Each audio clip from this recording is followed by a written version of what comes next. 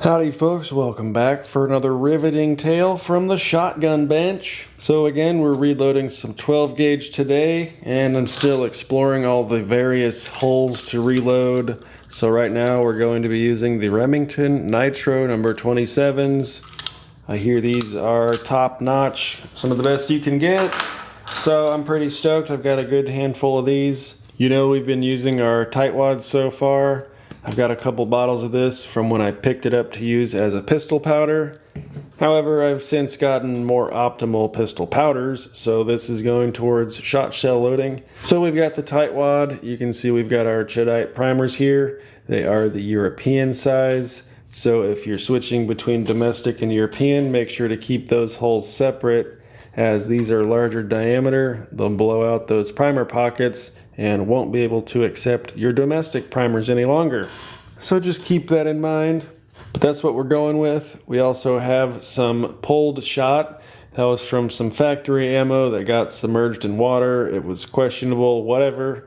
The lead, of course, is still good to go. So we're using a mix of 7, 7.5, 8, maybe some 6, something like that. That's what the guy told me that I bought it from. But lead is lead, it should work. And it's really consistent actually as far as dropping the weight within maybe 5 grains out of that 7/8 ounce load we're using. So the consistency of the load all still pretty awesome. Still kind of blows my mind how well some of these crimps turn out if you do your part right and if your hole is in proper condition to be crimped up. But yeah, our wads, we have the Claybuster CB0175-12. And that is meant for a 3/4 ounce load. But today, because Lee doesn't make a bushing that small until I modify one, we're going to be using the 7/8 ounce load, and it fills up just to the top of this, right at the bottom of that crimp, and it ends up working out pretty much perfectly. So let's go ahead and get on with it. I'm sure this is getting redundant for some of you guys that have already done this, but for you new shot shell reloaders or people just getting into it, we'll walk you through it the first couple times here. But here's our fired hole from the range. And this is your sizing ring from your Lee Load-All kit. It has a ring on the top. That's going to go on the top. Slip that over your hole. And it helps to guide it down here with it already kind of inserted.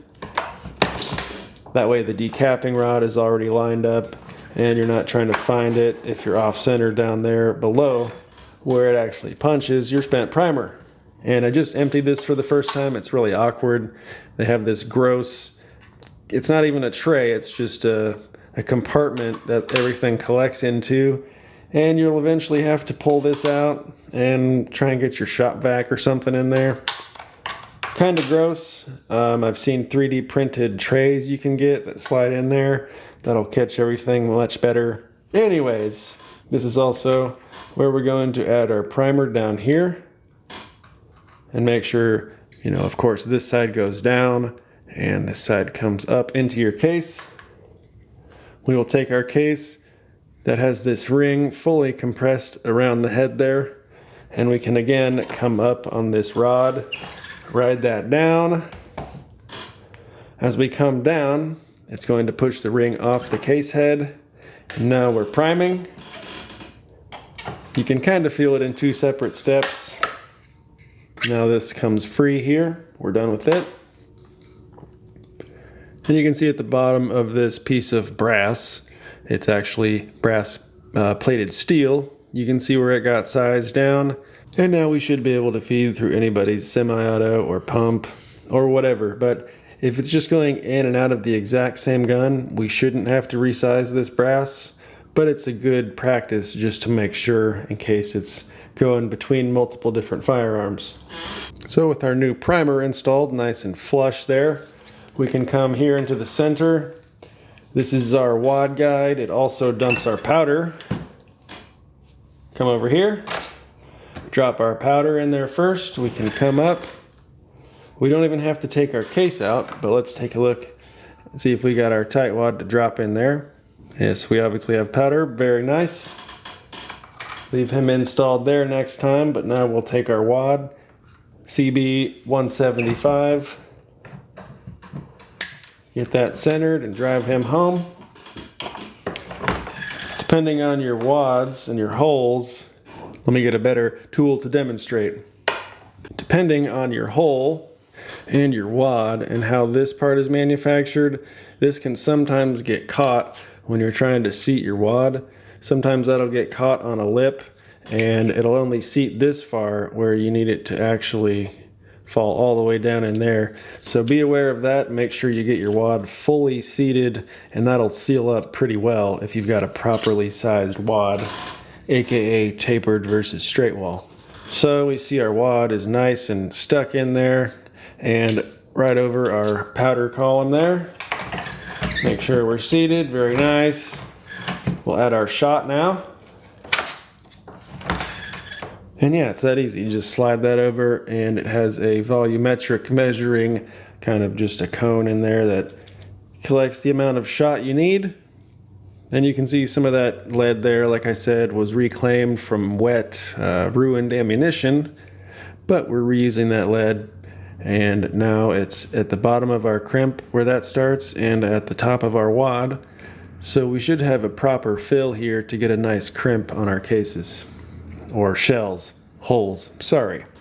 I'm still used to metallic center fire loading. But here with our 8-point crimp, we have to come to the first station on the load-all, the rear station there, that's for a 6-point crimp. So on the front station here, we need the valley facing directly towards us. As long as we're centered there, we can send it home. We'll come up and we'll see our pre-crimp. And if we don't move quickly, that will start to come undone. So into the final crimp.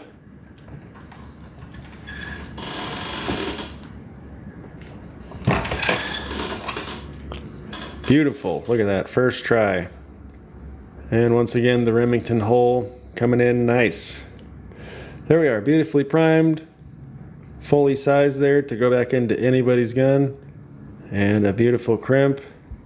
Sometimes if you like, you can come back here and give it a couple rotations as you're crimping.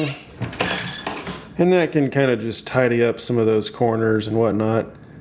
But as you can see, we are looking pretty good here on our very first one. So that's nice.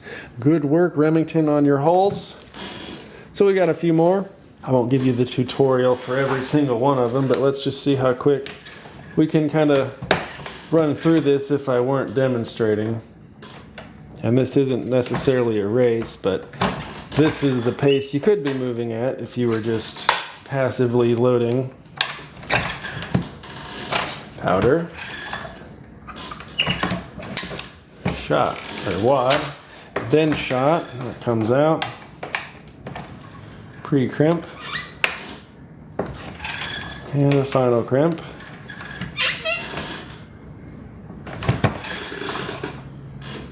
And there we go. That was easily less than a minute, and that looks just as nice as our very first shell did. The crimp actually looks better. Very nice. Heck yeah, fellers. I cannot wait to go to the range to scavenge up some more holes, man. It's kind of fun. It's like a little treasure hunt, seeing which kind work and how they all act.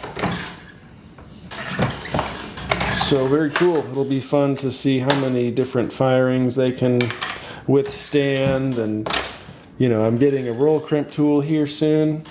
So whenever that arrives, I hear that can actually extend your life as well, because that crimping is obviously doing a lot of work, whereas if you're rolling it, it's a different amount of work. So I explain it like an idiot, but supposed to get a little bit more longevity out of your holes. Okay, nice pre-crimp. So along with that roll crimp tool, I've got a spin doctor. Put that on a drill, it's kind of like a cone, and through friction, it heats up the plastic, and you can kind of reshape that into a brand new, straight, almost brand new reconditioned hole. So all this would have evened out, and as long as it's not splitting or cracking, you can go from this pointed crimp to a roll crimp much easier. So very cool stuff. Only 2 left here.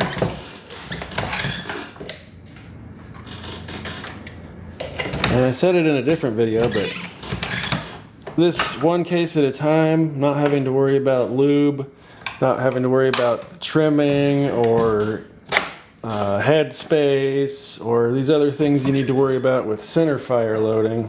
I don't know why I say center fire, metallic loading. There's just different considerations, and this seems much more casual. And you can just kind of slowly knock them out one at a time. And it obviously doesn't take much effort if this press made out of plastic can achieve everything that it needs to do. Yeah, look at that, man. We are 4 out of 5. I'll run this next one and we'll catch up with you here in a second, folks. All right, final crimp on that last one, folks. Man, these Nitro holes are freaking beautiful. I don't know what it is, but they feel nice and smooth. The brass sized nicely. The brass, they're crimped 5 out of 5 for me. That's good. Maybe I'm just actually learning how to line it up and do the technique properly. But super impressed here with these Remington Nitro holes. There we are, look at that. Wow, 5 out of 5. Maybe that second one has a start of a little bitty swirly guy on it. But overall, these are probably my best out of the lot of them so far. Super impressed with these Remington holes. All 4 varieties, actually. The Premium STS, the High Velocities, the Gun Clubs are even really nice. And these Nitro 27s are freaking awesome. So keep the suggestions coming, folks. And we'll keep loading these up. I'm having a lot of fun here. Can't wait to get into slugs and buckshot and all that other stuff. So stay tuned for that. It might be a way off in the future. But anyways, we'll see you in the next video. Have a good one.